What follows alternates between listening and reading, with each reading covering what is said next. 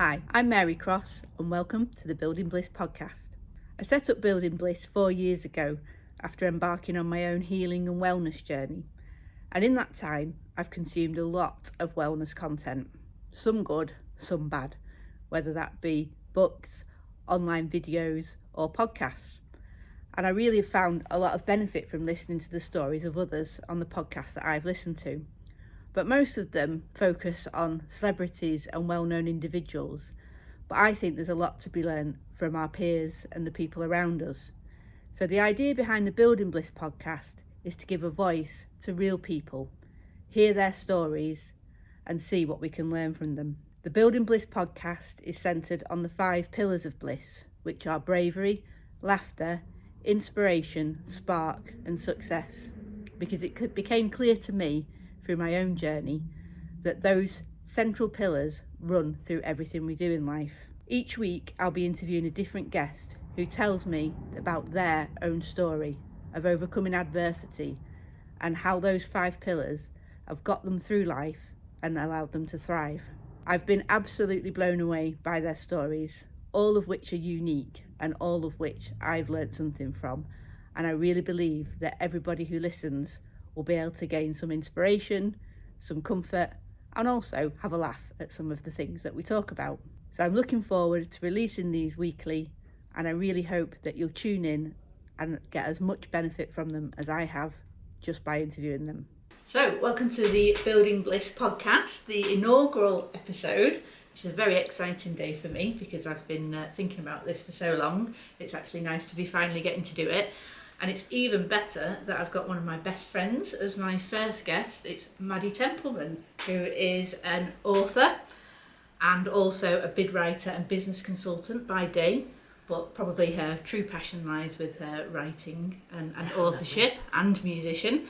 And I wanted to interview Maddy because she's had such an interesting life, and probably, I've certainly never met anyone else who's had a life like Maddy's, certainly her early life. And that's what she's written her memoir about, which is about being brought up in an alternative Christian lifestyle. So that's something that we can come on to as we get into the meat of the podcast. So hi Maddy, welcome. Hi, nice to be here, Mary. Very, very excited to be part of the first podcast. Woohoo! Ooh, yes, it's going to be good. Now, I should say that the setup for Building Bliss podcast is based on the pillars of bliss. So I'm just going to run through those as it's the first episode. So the first one is bravery, B for bravery, L for laughter, I for inspiration, S for spark, and S for success, making up bliss, because I do love an acronym. So we're going to work through some of those and just find out how all those aspects have impacted on your life. So is there anything you want to say before we start? Any introduction you want to give yourself after that build-up? No, I think we just dive in and see what comes out. Great. So, in terms of bravery, I'd like to ask you, is there a moment that stands out in your life as your bravest? Yes, definitely. As Mary mentioned, I had a very unusual upbringing with an alternative Christian lifestyle. If you imagine the television programmes where there's Americans who have got their hands in the air and people are falling over and they're speaking funny languages and they're talking about angels and demons, I was brought up in a church like that in Liverpool, which is very unusual, and lots of people are quite shocked that they exist, but there's quite a lot of them out there. And I was very much indoctrinated into this cult, and I will use that C word. It affected every part of our lives, what we spent our money on, who we could hang around with, who you could marry, the job that you did. Literally everything you did, they had a say and they had an impact. And the story, I'm not giving too many spoilers here, but the story that I'm writing in my memoir is of this very brave moment when I left all that behind. I won't tell you why I left it all behind, that's in the book. But it was a huge thing. I'm very brave because my whole friendship group was in the church. Everything I knew was in the church. I was in my 30s, so I'd been living this lifestyle for a very, very, very long time. So to actually leave that and to turn my back on it was quite a huge thing, but also one of, I think, the best thing I've ever done in my life, but very much the scariest Yeah. and bravest, because I think they're hand in hand. Yeah. And I suppose, did you know how big a thing it was you were doing in the moment of it? Yes, I agonised for weeks and months because I knew I didn't want to go anymore. I knew there had to be a parting of the ways, but I knew not only would I lose my friendship group, I knew it would impact my parents because they still went and they were still very involved. So I knew it was going to change my life forever. But I also knew I didn't want to stay because my whole life I'd been thinking, I don't really believe this, but I've been told I should, so I do, and I went along with it, and against my better judgment, stayed in the church. So although it was all I'd ever known, I had seen glimpses into normal life and thought, oh, I quite like the look of that, thank you very much. But the actual step of, jumping out was huge. It was huge. But yeah, Mary knows me very well. There were a lot of lists that went on with pros and cons, obviously. But yeah, I know I made the right choice. I know I made the right choice. Yeah, I think it sounds like you reach a tipping point. It sounds very similar to almost coming out in a way. Yes, because definitely. You know that it gets to a point where you can't live that way anymore, but you know potentially what a huge impact it's going to have on you and everyone else around you, but you can't not do it. Yes, that's how it felt. It felt like I was going to explode. Yeah. And interestingly, I know there's a lot of connection between mind and body. At that time, I had all sorts of stomach problems, which ended up with me having a hiatus hernia. And I'm like, it's called stress and anxiety because I knew I had to make this really big decision. But my whole life I'd been living a double life. I'd been following the Christian way I'd been taught, but in my head I was thinking, I don't agree with this. Or, oh, hang on a minute, there's a different way of doing that could be better, and you won't even think about it. So I lived like a double life. So I think it is very similar to coming out, and I felt like I couldn't be myself. Now I'm me, and it's amazing. That's like the result 15 or so years on of being brave. It means I can now be myself, but that's scary because for 30 something years I wasn't. Yeah, I was someone else. It's a tremendous pressure to live under, isn't it, when Definitely. you're keeping up that facade. I know from reading, I'm lucky enough to have been a beta reader for Maddy's book, so I'll try not to give too much away, but I know that even at school, once you started going to a mainstream school, there was differences even there. So even to have that at such a young age, 8, 9, it's awful to actually have to live under that pressure from such an early age. Oh, definitely. So I was 5, my first day of school, and I prayed out loud at lunchtime and said thank you to God for my dinner, and everybody laughed. And I thought, oh, you can't do this. Went home, told my mum and dad. My dad said, you'll have to pray in your head from now on. So I was like, okay. Mum said, no, keep doing it out loud because then you're preaching the gospel. And I prayed in my head. But at that point, I'm like 5, however old you are when you go to school, 5. And I thought, oh, I have to be a different way at home and in church than I am at school. That's quite a huge thing to have to do and to live this double life, secret agent. So yeah, it has, and it has an impact on mental health as well as physical health. Yeah. So yeah, very brave but very necessary. Yeah. Well, I think we're both recovering people pleasers, aren't we? Yes. And I think we know that stems from both our pasts and upbringings. Definitely. Yeah. So that was a big moment. Mm-hmm. And do you think that moment then made you braver for the rest of your life? And have you got braver as you've got older, do you think? Yes, definitely. I thought Mary kindly sent me the questions in advance, and I'd had to think about it yesterday. And definitely in myself, I've got braver and braver. If I look back, I couldn't have started my own business, which I have now. I couldn't have written a book.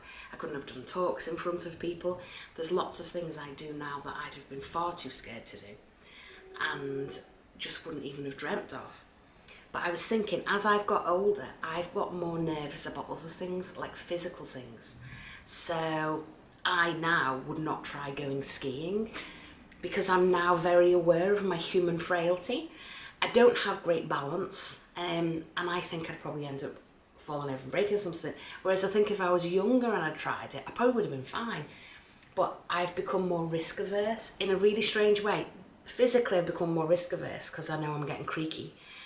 But mentally, I feel like I'm getting braver and braver, and I scare myself in a good way on quite a regular basis. Yeah, well, that's great. I think that's something that I think is a big part, is pushing outside your comfort zone. Yes. Because that's where the magic happens. I saw a great quote the other day that said, if you want the things in your life to change, you need to change the things in your life. Oh. And I think there's something like, we have something like 90,000 thoughts a day, and 95% of them are exactly the same as the day before or the last 30 years. So if you look at it from that perspective, it's difficult to do anything different if you don't push yourself outside that comfort zone. And it doesn't have to be a big step. We're not talking skydiving. Yeah.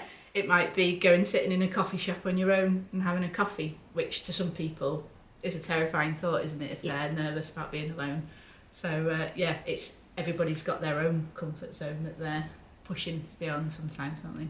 Definitely. And it always surprises me. People say to me that I'm brave, and it'll be things like, last week I stayed overnight because I was at a client's 2 days on the run, stayed overnight to avoid the traffic. So I went out for a meal on my own, sat reading my Kindle, had a few drinks, went back, had a bubble bath, absolutely loved it. The client were going, are you okay on your own? We're really worried about you. You're so brave. And I was like, no, it's really nice. I can sleep like a starfish because there's no one else in the bed. And I haven't had to sit in traffic, and I was really chilled, and I got to read my book without being interrupted. It was amazing. Yeah. And I had a really nice time. But I didn't feel brave doing it. It was convenient. But it surprised, because to other people, that was a really brave thing. So as you say, there's very much a scale of what's brave for some people isn't, but there's lots of things that other people do that are really brave. Like Mary does stand up. Oh my word! No. That is close to skydiving, I have to say. Yeah, I think that is skydiving, but keeping your feet on the ground-ish. So yeah, I think there's scales of bravery, and I'm happy in my own comfort.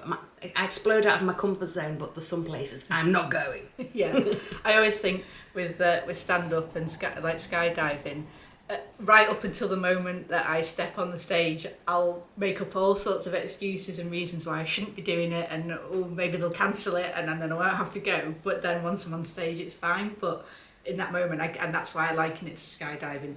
There's probably people sat in the plane going, I can't jump, and then they do, and then they're like, whee, and it's brilliant. Yes, so, yeah, definitely. But every time, and I've noticed, obviously observing lots of other comedians at gigs, I can always see there's just this moment of like, why the hell am I doing this as a living, just before they step on stage, and then they're like, right, now I'm here. So yeah, that's awesome. I love that. So looking forward, because obviously you've got your book coming out, you're gonna have to be brave going forward. How do you see that panning out now once you release your book and start to promote it? Yeah, definitely, because I wrote the book, and writing the book was very cathartic and healing and amazing. And as Mary said, I've had some very close friends who've beta read it and given me some feedback, but the world out there haven't read it, and there's lots of stuff in that book that's very much my innermost thoughts and things that have happened to me that people as general don't know. And every time I think about it actually being published, I feel terrified. Because I'm thinking, oh yeah, I've written it, and I'm really pleased with it, and I'm like, oh my word, people are going to read it and know about my past. And you're like, oh, okay. And it feels very exposing, but I know, because I've done other brave things, that it is a big step, but I know I'm strong enough because I've done the other brave things. I've proved to myself I can do brave, so I know I'll be okay. But yeah, there is still what am I doing? Definitely. It's very daunting. It's that other people's reaction, isn't it? Yes. To it, but that's something you can't control. But exactly, and I'm a very different person now, and I think that's one of the big things. I'm a very different person now than I was then, and if you know me now and read some of those things, I think you might be shocked, because my beliefs, to be honest, were always very different from what I was taught anyway. But I had to behave in a certain way and all these things.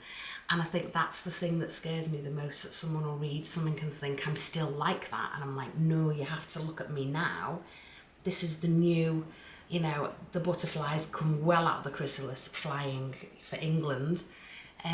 This is the new me, this is the real me.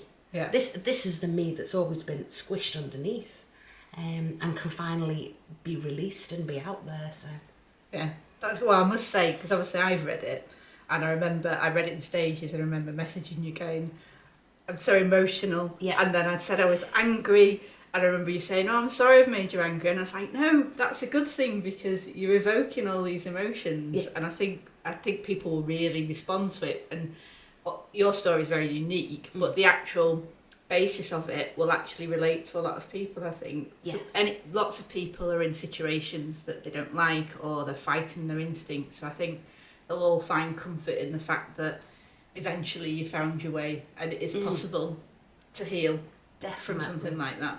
Definitely, and to escape from control, because it was a controlling church, but obviously lots of people in controlling relationships, controlling workplaces, so many different forms of that. And that's my hope, that people read it and think, actually, if she can do it, that means anyone can, because it is brave and it is scary, but it's worth it. Yeah, what a great message to get out there. Thank you. So, moving on to laughter. We'll lighten the mood a bit after Yes. that. So, because obviously to me, laughter is very important, and I found myself how cathartic laughter is. I never really realised it until I started doing the process of writing my stand-up and starting to write my one-woman show. So, how important is laughter to you in getting through your tough times? It's so important. It keeps me sane. It stops me from going to a dark place. I recently have had a health issue that's twitching in my face. It's all fine. It's nothing serious. I've had loads of tests, and I just have this strange spasm. One in 4,000 people in the UK, and I'm one of them, so I'm very special. Thank you very much. But in the midst of that, when I was like, oh my goodness, what's wrong? It could be something awful. My husband sent me a video of his face, because my face twitches when it happens. My husband sent me a video of him pretending to do a twitch and doing a really exaggerated one, and it cracked me up. And every time I got worried about it, I watched that video and thought, do you know what? It's fine, because laughter just somehow takes you from catastrophizing and from thinking that the worst is going to happen, and it just lightens, and it soothes you, and I think it brings your focus back into real life rather than into darkness. So I'm finding more and more, I'm going to more comedy gigs than music gigs. And as you said, I'm a musician, I love music, but there's something about going and laughing until you cry that's so healing. I've had one recently, and I laughed until I cried, and then I laughed again, and I'm just like, oh my word. And I came out of it like I'd been in like this huge therapy session, and I'd been to a comedy gig, and it was just really, really funny. And I find it so healing. And again, I listen to podcasts, I listen to audiobooks that are funny, because it just keeps you at that level where you don't take yourself too seriously. I have a habit as a recovering people pleaser and a perfectionist of taking myself way too seriously, and it just brings me back to earth, and it's like everything's fine. And I find laughter really grounds me. Yeah. I think that's how I'd put it. That's great. So, was there much laughter at home when you were younger? Or I get the impression it might have been a serious household. Most of the time it was serious, but my dad was a clown. So he'd do silly things. So, for example, most people wouldn't have this at home. He'd decide to see what happens if he shoved a bead up his nose. He had quite a big nose. Now, normally that's what little kids do. My dad was in his 40s, I would have thought at the time. And it got shoved up, and he was trying to get it out, and obviously the more you try and get it out, it swells. And it was a green bead, he was pretending it was a bogey. Ha ha ha, very funny. And it was funny because we were little, but then it got stuck. So he tried to get out of the poetry. My mum was out, by the way. My mum was quite serious. It got stuck up his nose, and the more he tried to get it out, the more it swelled. Long story short, we had to go to A&E, and he said to me, can you pretend it was you? Because I can't say it was me. So I did. So, sorry A&E, I lied. It was me. It was Dad, not me. So we had things like that. He'd also act like a big kid, so we'd climb trees, and so he was a big kid. But yeah, Mum was kind of the serious, more religious, godly one. But we did laugh a lot. Yeah. Mainly at Dad, I think. Yeah. I think he wanted us to laugh with him, but I think a lot of it was at, because as I say, he was a clown. He built himself a taser. You know, you zap someone and basically they get electric current through their body. Don't try that. Don't try this at home. Because my dad tried it on himself, and my mum walked into the garage and he was flat out on the floor. Thankfully, he was fine, but that was quite a normal, if that's the right word, occurrence in our house, that he'd do something completely off the wall, and we'd all laugh about it. But now as an adult, I'm like, actually, it's quite traumatic and full on. So yeah. So would you say you inherited his sense of humour? Yes, but more risk averse. I think that's why I'm so risk averse. Yeah. I think that's probably because you work sort of in risk management. Some elements of it, aren't they? So in health and safety. So yeah, like you walk in somewhere and go, that's not safe. That's not. Exactly, and that was living with Dad was just not. But he was lovely. He was very silly as well. So he'd do stuff like you'd walk in a room and he'd pretend to be asleep or dead, which isn't actually funny, and then jump up and scream at you, so you'd jump. So yeah, he did. I think it's why I kind of suffer with anxiety as well. We'll add that to the therapy list. Exactly. Exactly. For the trauma bombs.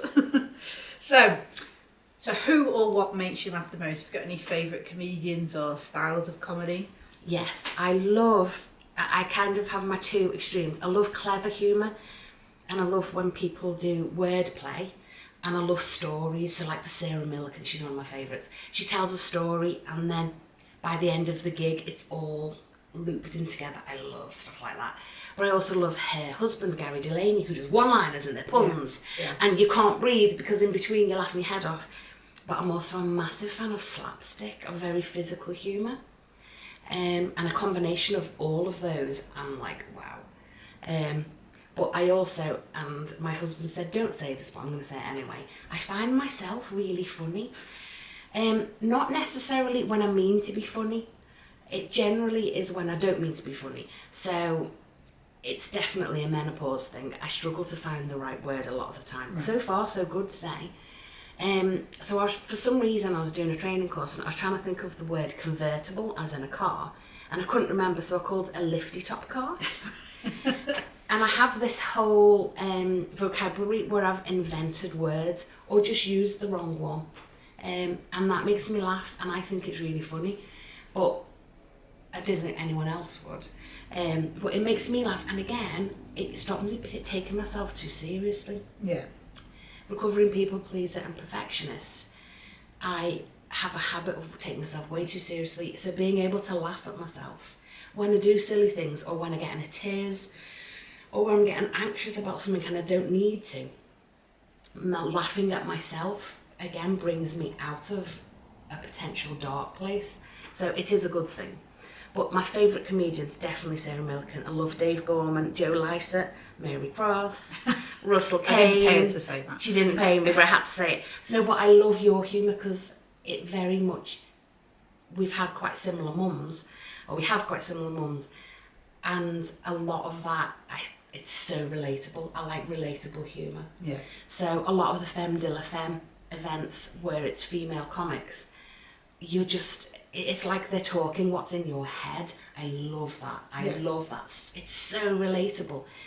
And it's stuff that you deal with on a day-to-day basis, but they make it funny. And again, that takes the power out of bad things because it brings them into the light and puts them in perspective again. Yeah. So, yeah. Well, we have an equation in comedy that says tragedy plus time equals comedy. Oh, yeah. So obviously you don't want to be joking about things that are too raw too soon, but once you do get a bit of perspective on them and you can sort of poke fun at them, and I think, like you say, that's the joy of comedy, when you can sit there and go, oh my god, somebody else does that, somebody else thinks that, I'm not alone, I'm not crazy, and and then when you see everybody else laughing, you think, well, everybody in this room must feel that way as well. So definitely, it's definitely a very, as you say, healing experience too. And I think it's really nice.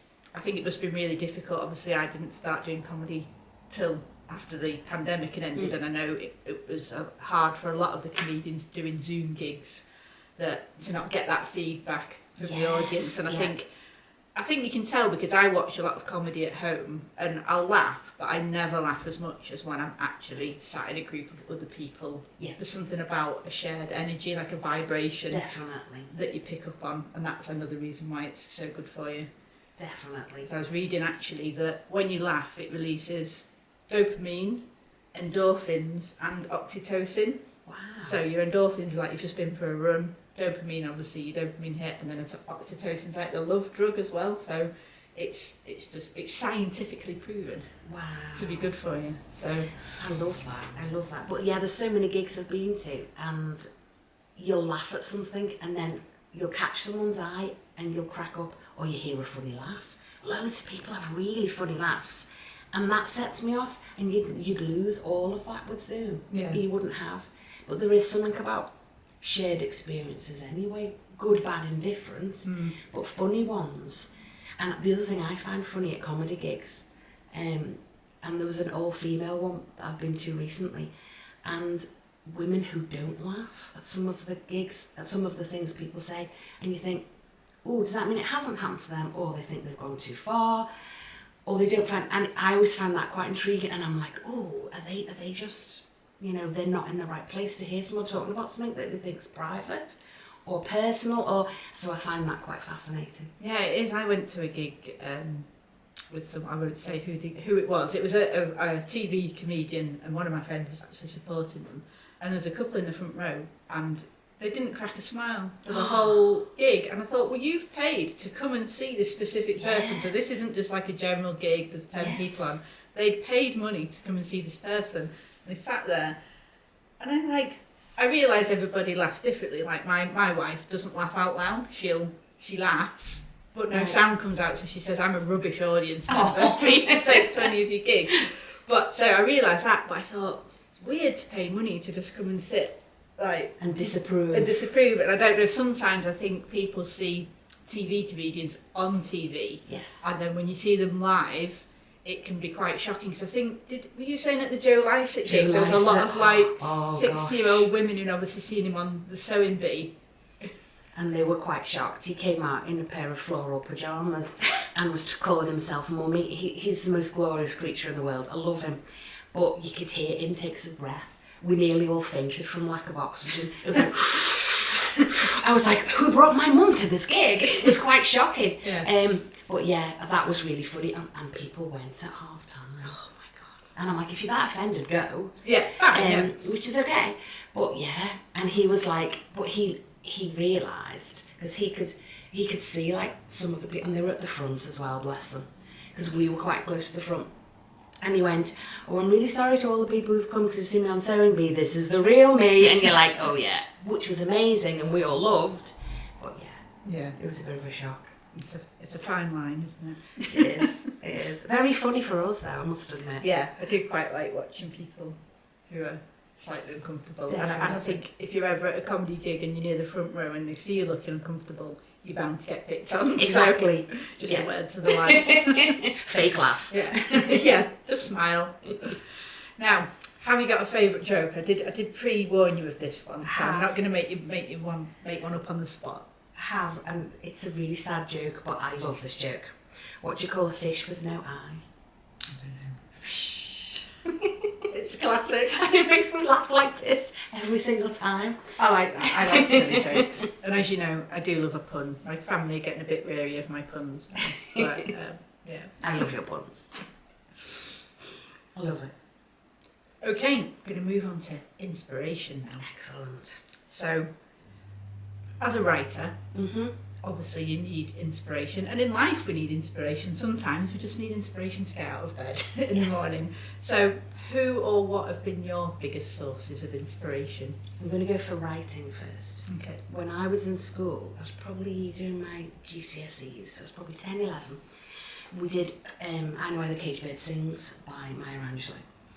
And she had, for anyone who doesn't know, she was brought up in the American Deep South, and it was African American, kind of back end of the slave trade. There was still a lot of racism going on. And she wrote this incredibly personal, beautiful story with humour. And lots of terrible things have happened to her, but she wrote about it with humour and always saw the positive side. She went on and she's passed away now, unfortunately, but I did get to go and see her, and I've met her, and it was one of the best things. Again, I was probably like 14 or something at the time. That was one of the best things ever, got to go and meet her. But she wrote about tragic, awful things with humour, or with honesty, or both.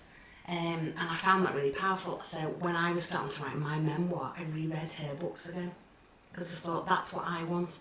I want to keep a good perspective. I don't just want to slag people off. I want to try and, tell the story with a truthful voice. Also not hide anything, be very honest, but have moments of humour, and always bring out the positive, because I wouldn't change anything that's happened to me, because I wouldn't be this me if I'd not had all of the stuff I've had in the past. And I like this me. So I wanted to have the positive side of it. So she very much has been a massive influence. And then personally, this is going to sound funny, my parents have been a big influence. Sometimes making me want to be like them, lots of times making me not want to be like them. And they've kind of inspired me to be different, and inspired me to treat people differently than they had, or to treat myself differently than they had. So they both were very hard on themselves and very self-critical. Guess what? I've picked that up, and I'm learning, with a lot of help and a lot of time and a lot of love and patience, not to be like that with myself. So I've used them as I don't want to be like that. Like reverse inspiration. Reverse inspiration. But that sounds daft, but I thought I have to say that. But my dad definitely was inspirational, because he loved hugely. And he's never afraid to hug people. He used to cry in front of people and then apologise, because men don't cry, but obviously they do. But he was very open to his emotions and not afraid to show them, and that's something I very much want to be like, because I'm not, I cry at the drop of a hat, whether it's happy or sad, but I don't ever want to feel ashamed of that, because it's part of who I am, and that's just me. And Dad very much, as I say, loved people, loved making people laugh. And I think that's a good character trait to have and to bring through. And he can talk to anyone, and I'm like that. People talk to me on the bus, even on the London Tube. I talk to people. Wow, that's not on purpose. Doing. They talk to me. I don't initiate. And if I'm with other people, they're like, "Oh my word!" And I'm like, "No, I don't initiate. This just happens." But that's good. That's a gift. And Dad inspired me to be like that. So. Yeah, I think that's about energy, isn't it? People pick up on that energy. Because I lived in London for 2 years and used to studiously study the map on the tube rather than not make eye contact with anybody. But yeah, I did manage to get the entire carriage to sing Gold on a night out once when we were heading back from Leicester Square. So put that down as one of my biggest achievements. I think that's amazing. That's awesome. So are there any current inspirations who are sort of driving you forward on your journey as an author? I know you're in a writing group, aren't you? Yeah, definitely the other people in the group. So my writing group's only a small group, I think there's like 15, 20 of us, and we all encourage each other and all basically are accountable to each other is a big thing. But definitely my writing mentor, Jude Lennon, has been a huge inspiration. She makes a living out of this. She writes books for kids. She also writes adult books. And she goes into schools and does storytelling and teaches kids to write. She's amazing. And she's been with me since step one, writing my book. And being critical in the right way, as in not critical, just showing, kind of constructive criticism. Yeah. She's amazing. But she has such a humility and gentleness about her. So when she can basically say anything to you and you take it the right way, because you can see her heart. She's amazing. She really is an inspiration. And she used to be a teacher, so she is good at teaching anyway. But how she teaches writing and how she teaches publishing, all of this independent publishing stuff is amazing. She's a proper inspiration. Yeah, I think it's funny because we've had quite parallel journeys in the past few years in terms of both finding our passion now and but also finding our tribe. And I think finding your tribe when you're doing anything that's a bit daunting, I think is really important, isn't it? Definitely. Because I know when you go and do comedy, there's a group of you who go and you know the support act, the support team, and the writings like that. There's people who came to my book launch, my first book, and I know they'll be there for the second book, and they keep you going when you're having days where you think, what on earth am I doing? I've lost the plot. They're there and they've got your back, and it's a huge thing. It really is. I think you really need, as a creative and perhaps people come into their passion later in life, the imposter syndrome is really loud some days, isn't it? Oh, and you're like, I'm not a writer, I'm not a comedian, what on earth am I doing this for? So you do need those people to sort of almost give you a slap around the chops and say, you are a writer, you are a comedian, you have a published book, you know, you've got your memoir ready to go, you just need someone who understands the sort of how, not painful, but how arduous that creative process can be sometimes, because not everybody gets that, I don't think, if they've not done it. No, because the number of people, as I've been writing my book, like, is it done yet? Is it done yet? And I'm like, oh my word, this is like blood, sweat and passion. You can't just write it in like, it's not like writing a shopping list. Yeah, not just it's knocking like, out oh a my dissertation. word. But yeah, it's quite funny. And because it's personal as well, it's took a long time. Because you're having to work through things and thinking, is that too much information to put in? Is that enough? And so, yeah, there's a lot to it. But as you say, having those people around you who've been there, done that, and are still going through it, it's a huge help. It really is. Yeah, it's well, from what I've read, it's obviously you've been very vulnerable. Yes. And that's not easy. So no. you've got to tread carefully when you do something like that. Definitely. So, with that in mind, obviously, how do you think you'll be able to inspire others with your story when you do get out on the road with it?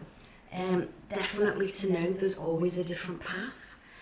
There's always, if you're in a place where you're not happy or you think there's another way, whether that's because of control or because you've never been or felt brave enough to step out of your comfort zone, my story is just to go, listen, you can, anything's possible. There is no limitation. The only limitation is you, but if you want to do it, get the right people around you, and you'll be fine. You'll always find a new tribe. When I left all my friends, I thought, this is it, I'm going to be friendless. I now have lots of different friends in lots of different tribes, actually. And that's been very healing. It's been very healing to have different friends, and different friends of different ages. One of my best friends is my niece, who's 11, who is one of the wisest people in the universe. Another one of my best friends is 78 and is my husband's auntie. And I've got lots of amazing friends in between. And there's people I wouldn't have met or I wouldn't have known if I had have stayed in the church. And I've met such an amazing bunch of people from leaving. So yeah, my hope is people think, gosh, if she can do it, anyone can do it. And if she can learn to trust herself, then I can learn to trust myself. Yeah.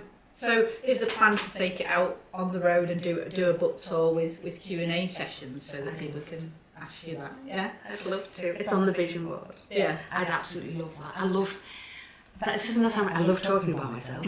I love talking about that anyone can do it. It's not just, you don't have to be a special person. I'm not saying that I'm not special. Obviously all of us are in our own different ways.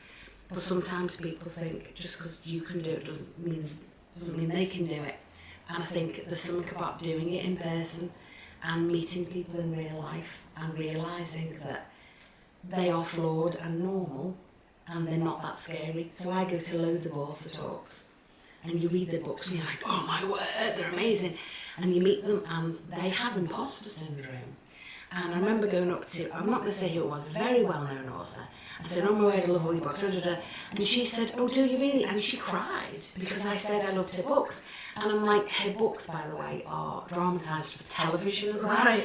She's huge. And we had like a proper moment as she's signing one of my books. And I was like, oh my word, if she can have that imposter syndrome and still be a best-selling author and still, have television programmes and still have imposter syndrome and encourage me, I was like, I can do this. So that's my hope, that I do the same with other people. Yeah, well, I think, that's the aim of this podcast really, is to tell, I'm going to put in inverted commas, ordinary people's lives. What I mean is, I'm very conscious, there's so much wellness content, particularly on Instagram. And, it's people in LA living in the sunshine, no kids, and it's very easy to be mindful and meditate and be creative when you haven't got all those extra pressures. So I always find a lot more help and solace in real people's stories, people who've lived it. And because healing it's a tough and it's a dirty process, and it's not linear, and you'll have good days and bad days. And if you've got those memories to call upon, so you're sat at your computer, you might have writer's block. I don't know if you get writer's block. Sometimes. Do you? What have you got any techniques for getting out of it, or do you just come back to it when you feel? Technique is do something completely different. Go for a walk, come back, and write about something silly. We do free writing, so you write whatever's in your head. No one else can ever read it. It's not a good thing to read, but it just gets you. It's like a warm up before running.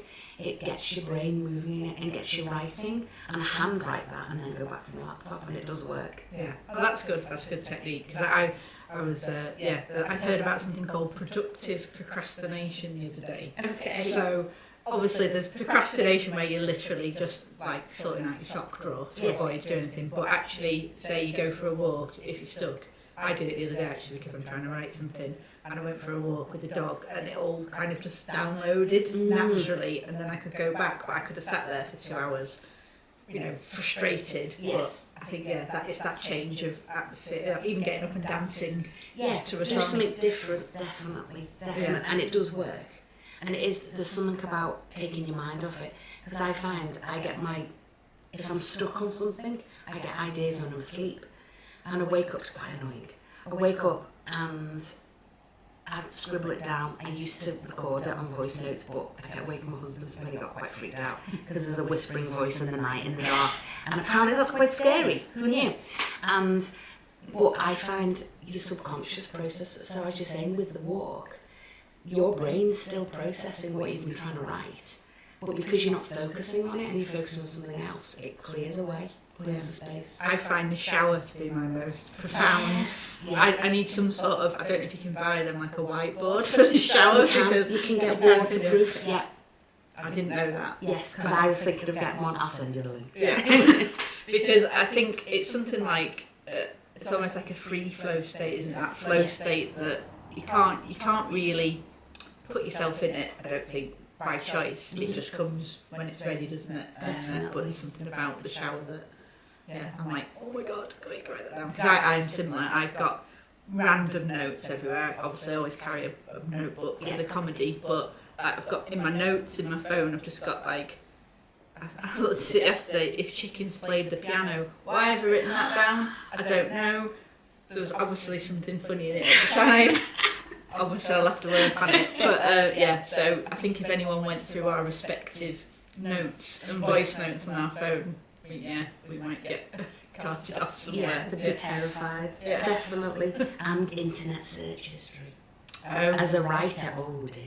Oh right, Because you're. Am I allowed to say what you're planning for your next book? Yeah. Do you want to? I'm going to be writing a crime book for my next book, and I've started doing a bit of research, and I'm looking at. I've been searching ways of killing someone that aren't obvious, and you're like, oh dear.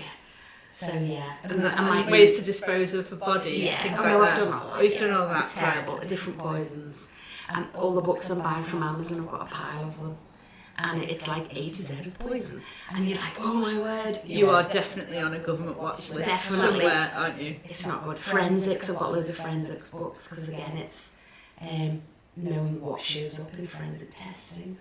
Wow. So Sounds you hard. really have to get into the detail of that then for it to be believable, I guess. Yes. Yeah. The cunning plan is that it feels believable. Yeah. So, yeah. But no, internet search history and Amazon shopping history / other bookshops. Yeah, not good. Great. So moving on to Spark, the fourth thing in the Bliss pillars. You had a very tough early life, and really, I think you said it was 30, was it, when you finally? I think I was about 35. Wow. So I mean, that's a long time. It's a long time to live like that. So, what helped you find your spark once after you'd been through that adversity?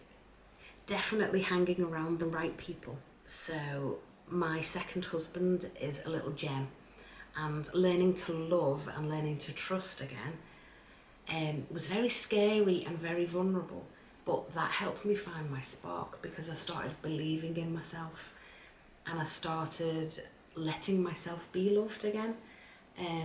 Again, love was always a very tainted word in the church because if you read the Bible, it sounds like one way, but then I very much didn't experience unconditional love in the church. Whereas my husband, he does love unconditionally and he makes chocolate brownies, which is obviously very healing. But helping me find my spark was learning to unpick all of that old, learning to love again, learning to trust myself, learning that there was a different way, learning that that double life I'd led and I doubted the bit of me that wanted to escape.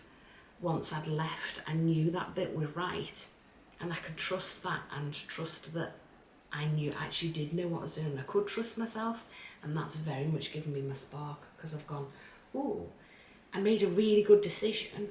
That must mean I'm good at making decisions. Okay. And you start to trust yourself a bit more. So if I'd never done that, I'd never have started my own business, for example. There's lots of, as I say, brave steps that I never would have took if I hadn't done my big brave step. It's that, it's just learning to trust your intuition again. Yes. I think particularly when you've been in that sort of coercive situation where almost being gaslit, probably on a daily basis, totally. Then you question every decision you make, I would imagine. Yeah, and it's still taking me time. I still now doubt myself a lot. Nothing like as much as I used to. And I have moments and I just go, nope, don't even listen, don't go there. Inner critic, get back in the cupboards, kind of. But I can do that now. But that's just experience, that's learning to trust yourself. So it's definitely given me a spark. Yeah. I was going to ask you if there's one moment that sparked a fire in you, but it sounds like it perhaps was more of an incremental thing, or is there anything you can pinpoint? I think setting up your business, that was probably a massive leap of faith. It was a huge one. It was very scary, but I knew it was the right decision to make. And I thought, if it doesn't work, I had redundancy money from my previous job.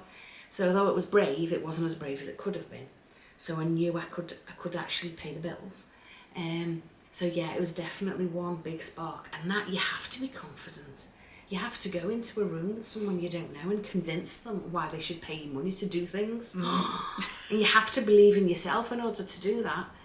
So that was a huge thing, definitely. Yeah. So thinking about obviously your religious background, and your intuition and guidance, would you say that you still have a spiritual belief of some kind in something? It hasn't totally tainted your view of that? Yeah, I don't know what I'd call myself now. I don't listen, Mum.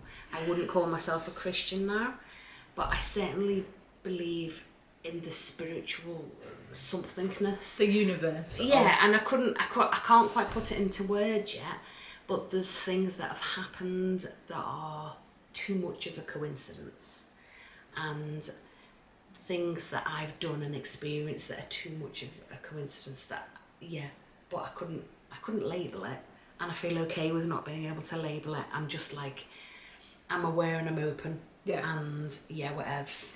You listen when you need to. Yeah. And I think what I find is the more you're open, the more these kind of things happen. Yes. So even how we met, I should say, I didn't actually go into that, but me and Maddy met via LinkedIn, which is not the traditional platform for meeting friends of such a deep nature as we've become.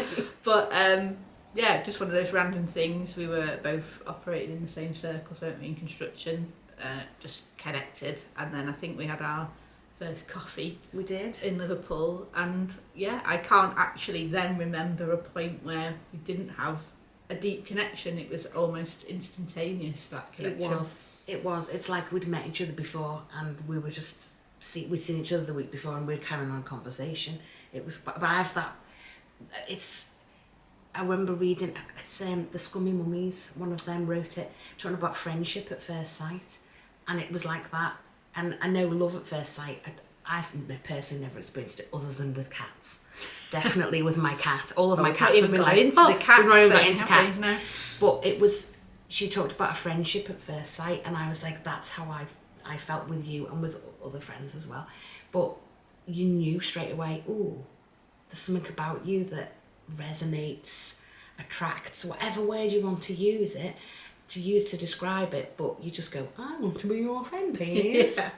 I love that. Yeah. And when you were little, it was much easier because you just went, will you be my friend? Yeah. And as an adult, we overcomplicate it. But no, it was friends at first sight, and I love that. Yes.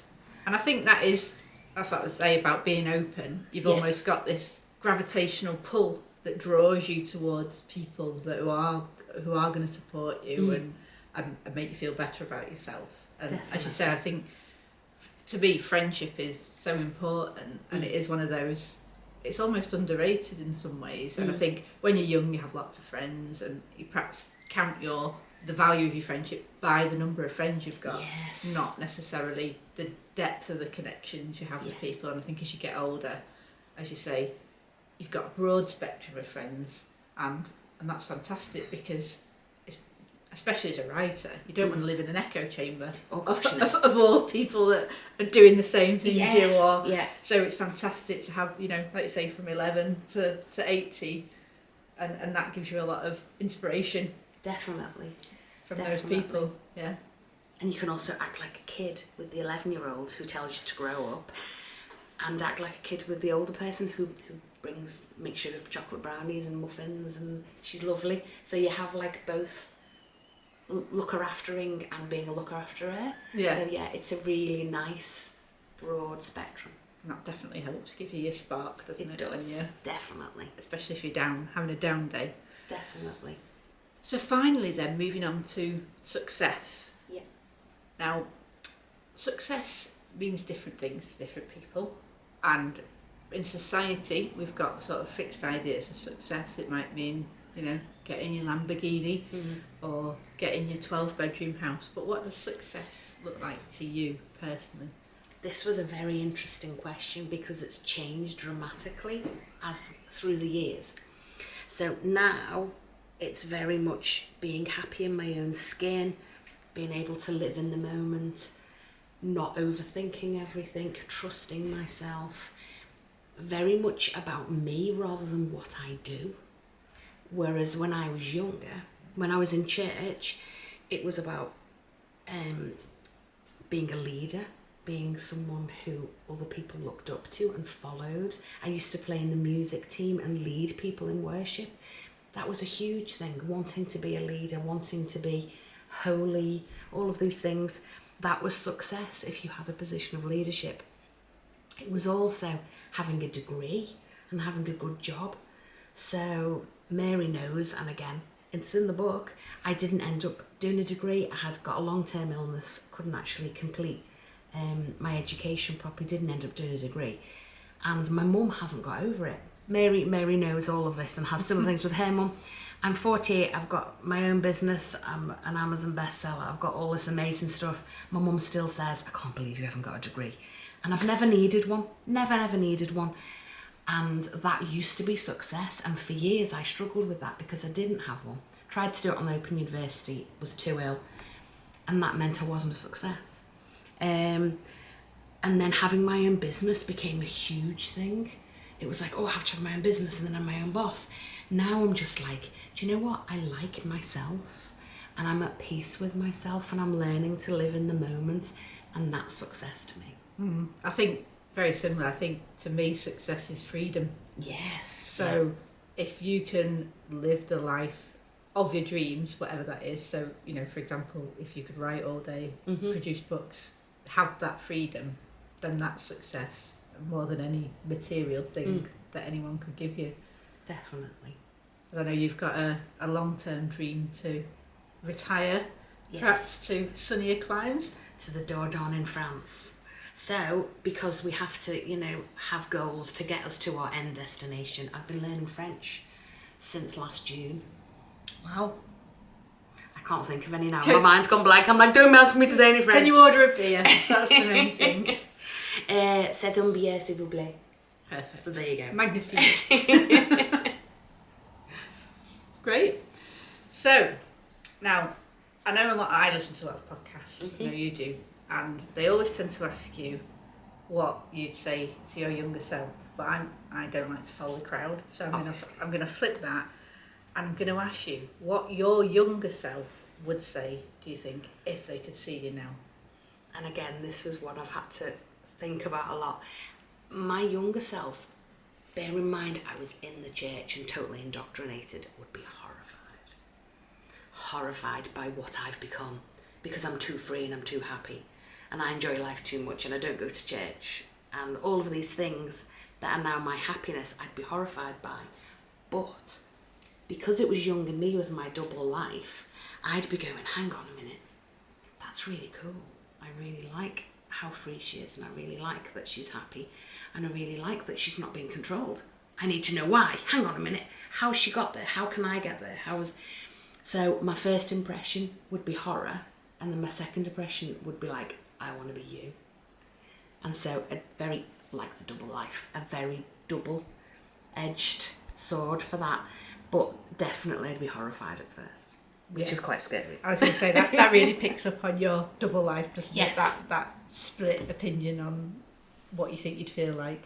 Definitely. I think I'd also be shocked because I now dye my hair, it's short, we weren't allowed to do stuff like that. I've got a tattoo, dun dun dun. All of it, there's lots of physical things that I think I'd be quite shocked by as well, because they're quite obviously not how we were brought up.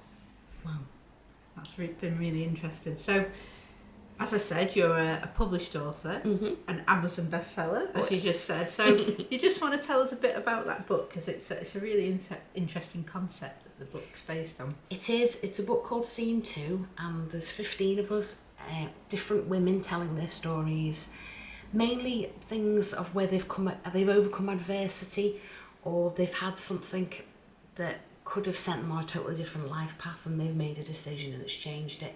So all very inspirational.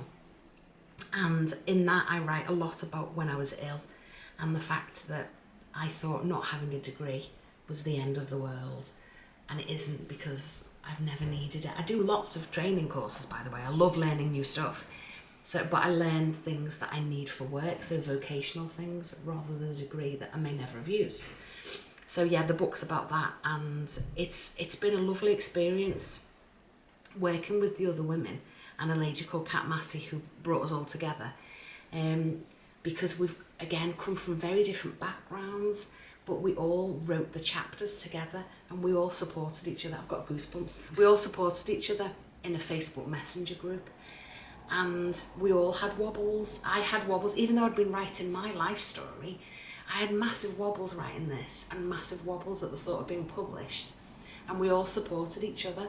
And they're a totally different tribe, and they're from all over the country.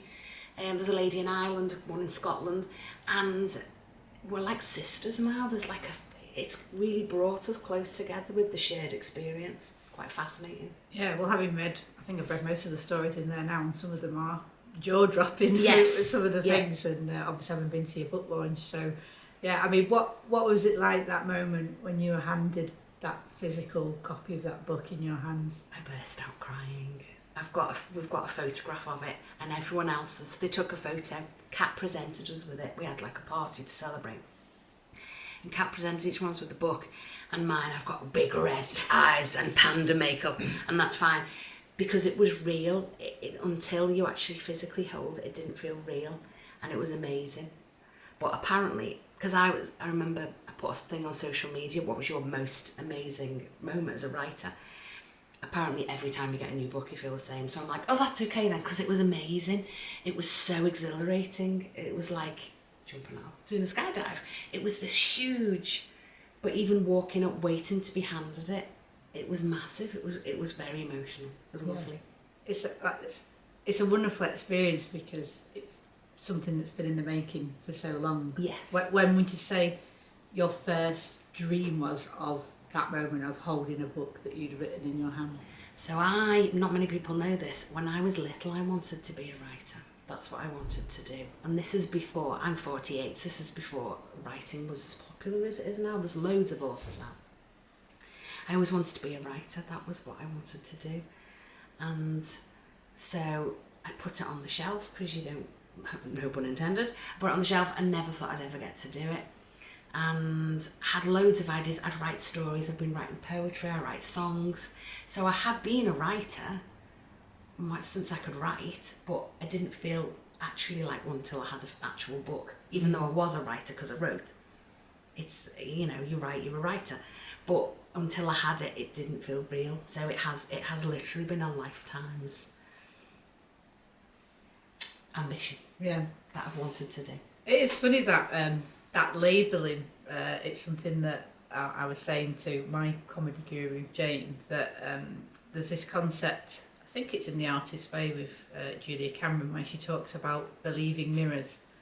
And that's someone who mirrors you back to yourself in the most powerful and strong and positive light that you can exist in. So the moment someone says to you, you're a writer, and you're like, oh yeah, I am, or you're a comedian, that everything changes in that moment. It's like a permission slip.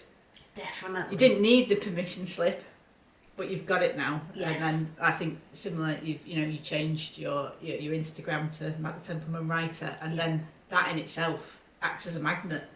Definitely. To everything then suddenly starts to grow and grow, doesn't it, from that?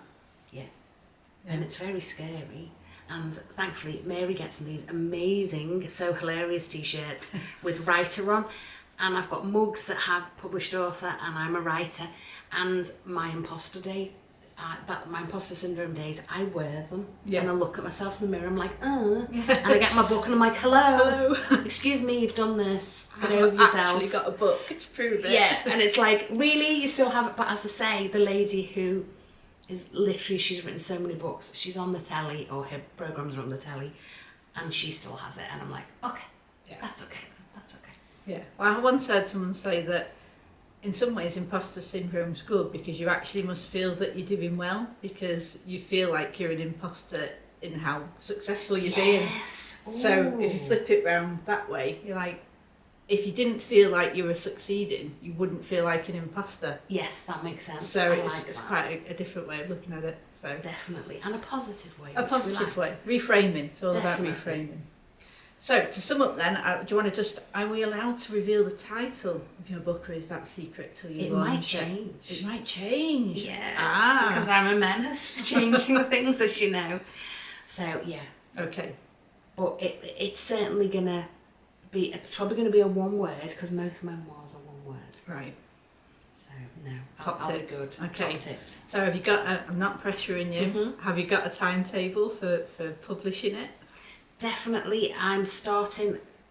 I've had all my beta reads back. I've had a couple of months off as a break, and this next month I'm going to be sending it. I'm going to finish it off, send it to the publishers, and then I think it takes like 3-4 months. So.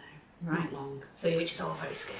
This year, you're not self-publishing; it's going to publishers. It's indie publishers. Indie publishers, right? So it'll be available on Amazon. Yeah. So and Kindle, which although I love the hard copy, and that's amazing. The thought of being on Kindle is like, oh my word, because Scene 2's on Kindle. Yeah, I was going to say, where's that available? It's on Kindle, so that's on Amazon. Yep. You can download it on the Kindle. You can download it on your Kindle. So yeah, that's very exciting, because I read. You know, I love reading. I read all the time, but I read loads on Kindle. So to actually see my book on Kindle blew me away. The physical copy, it was a different feeling. That was more tangible, but the Kindle copy was just, I'm on Kindle, I'm on Kindle. A giddy moment. Yes. Yeah. Brilliant. Well, thank you very much for being my very first podcast guest. It's been really interesting to listen to, and I'm sure everyone listening will be quite amazed to hear your story, and hopefully they'll go out and read your book as soon as it's available. Well worth it, just for the some of the jaw-dropping moments that are in there. So yeah, thank you. Thank you so much, I've really enjoyed it.